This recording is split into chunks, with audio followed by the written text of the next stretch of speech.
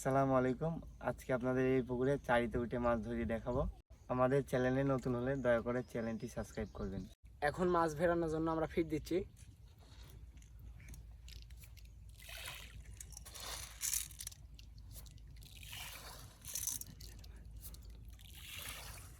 আমরা এখন মাছ ধরা শুরু করব, আমাদের সাথেই থাকুন।